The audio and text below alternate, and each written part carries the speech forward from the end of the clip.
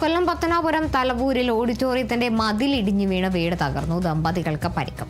പറങ്കി മാംകുള് സ്വദേശികളായ ഷാമുവൽ, ഭാര്യ ലിസി എന്നിവർക്കാണ് പരിക്കേറ്റത്. ഇവരെ കൊട്ടാരക്കര താലൂക്ക് ആശുപത്രിയിൽ പ്രവേശിപ്പിച്ചു. ഹിൽ ഗാർഡൻ ഓഡിറ്റോറിയത്തിന്റെ മതിലാണ് ഇടിഞ്ഞു വീണത്. നാട്ടുകാർ ഏറെ ബുദ്ധിമുട്ടിയാണ് ദമ്പതികളെ പുറത്തെത്തിച്ചത്.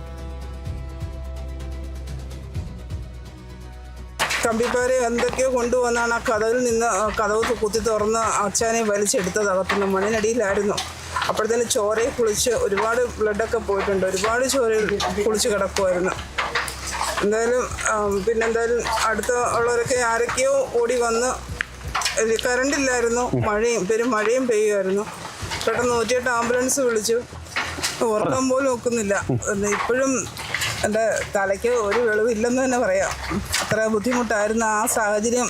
അതെങ്ങനെ തരണം ചെയ്തെന്ന് ചോദിച്ചാൽ അറിയില്ല. എൻ്റെ ഹസ്ബൻഡ് ആ സൗണ്ട് കേട്ടപ്പോഴേ പെട്ടെന്ന് ചാടി ഇറങ്ങി വന്ന്, അത് ഏത് രീതിയാണെന്ന് എനിക്കത് ഇപ്പോഴും ഓർമ്മ വരുന്നില്ല. സത്യം പറയുകയാണ്, ഇതുവരെ എനിക്കതിൽ നിന്നൊരു മുക്തി ഞാൻ നേടിയിട്ടില്ല.